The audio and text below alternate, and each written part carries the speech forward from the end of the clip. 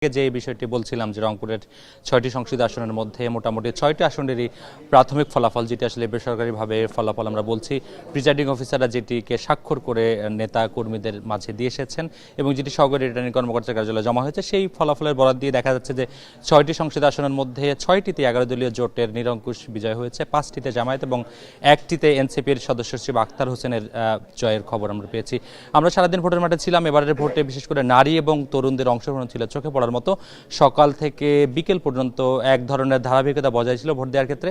দুপুর ২টা পর্যন্ত রংপুরের ৬টি আসনে ৪৯.২৭% ভোট পড়েছিল। তার মধ্যে রংপুর ৬ আসনে সব থেকে বেশি ৫১.০৪% ভোট পড়েছিল, যেখানে মূলত ফলাফল নির্ধারণের জন্য এখন পোস্টাল ব্যালট গণনার জন্য অপেক্ষা করতে হচ্ছে। সেখানে জেলা বিএনপি সভাপতি সাইফুল ইসলামের সঙ্গে প্রতিদ্বন্দ্বিতা করছিলেন মাওলানা নুরুল আমিন, যিনি জামায়াতের প্রার্থী।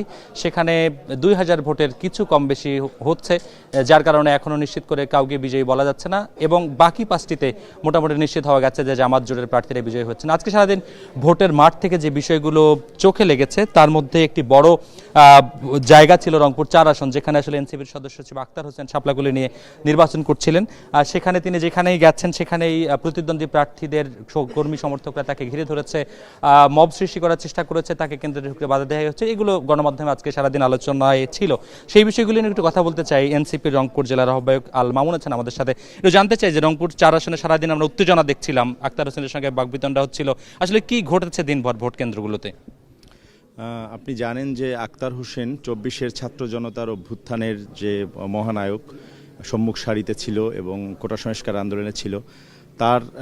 তার এলাকার লোকজন তাকে যে আঙ্গিকে পেতে চায় বা যে স্বপ্ন তার প্রতি বুনেছিল, তারই আজকে সেই আমি মনে করি যে সেই বিজয়টি আমরা বেসরকারিভাবে এখন পর্যন্ত পেয়েছি। তো তার প্রতি তার এলাকার জনগণের চাহিদা হচ্ছে একজন সৎ এবং যোগ্য লোক, যার কাছে সুখ দুঃখের কথাগুলো তার কাছে শেয়ার করতে পারবে। এরকম একজন খুব সিম্পল মনের মানুষ আখতারকে পেয়েছে তার এলাকার লোকজন। এবং আমি ভোরবেলা থেকেই তিনি যখন ভোট কেন্দ্রে তার আম্মা সহ ওকে নিয়ে গিয়ে ভোট দেয়া হয়, তখন থেকে আমি ছিলাম ভোরবেলা থেকে দুপুর পর্যন্ত।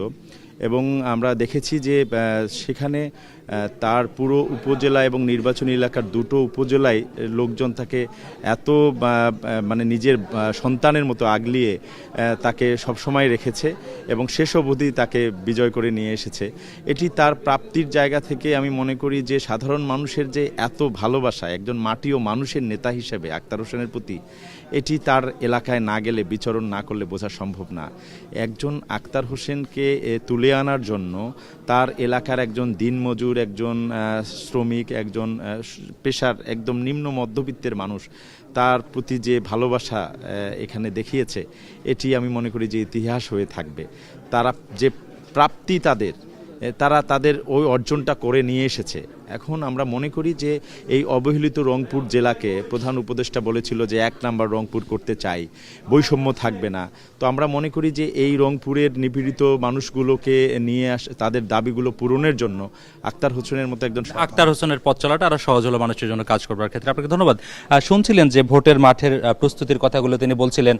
আমরা একটু কথা বলতে চাই আরেকজনের সাথে, আখতার হোসেনের সহযোদ্ধা, সারাদিন একসাথে ছিলেন আপনারা। আখতার হোসেনের সঙ্গে দুপুরে যখন আমাদের কথা ছিল, উনি বলছিলেন যে কাউনিয়া পীরগাছার ফলাফলের আগে হারাগাছের ফলাফল দিতে হবে। হারাগাছ কেন প্রাসঙ্গিক এতখানি এই ৪ আসনে? হারাগাছে আজকে আমি বাদ আসর গিয়েছিলাম। বাদ আসর থেকে আমাদের দলের সেক্রেটারি সহ আমরা বিভিন্ন সেন্টারে মুভ করতেছিলাম।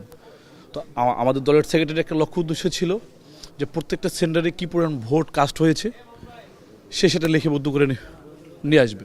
ইন দ্য মিন টাইম আমরা ৭৪ নম্বর সেন্টারে যখন যাই, ওই সেন্টারে যাওয়ার পরে হারাগাছের যারা লোকাল লোকজন ছিল, অর্থাৎ বিএনপি সমর্থক ছিল যারা, আমি আসলে তাদেরকে বিএনপি সমর্থক বলবো না, কারণ যদি বিএনপির সমর্থক তারা হয়ে থাকে তারা আসলে কখনোই এইভাবে একজন দলের সেক্রেটারি তার উপরে এভাবে হামলা করতে তারা কখনোই পারতো না। তারা এমন আক্রমণাত্মক ভাষায় এসে তারা আমাদের উপর তেড়ে আসছে যে তারা মনে হচ্ছে যে ভোটসানাগুলো আমরা দখল করে ফেলবে।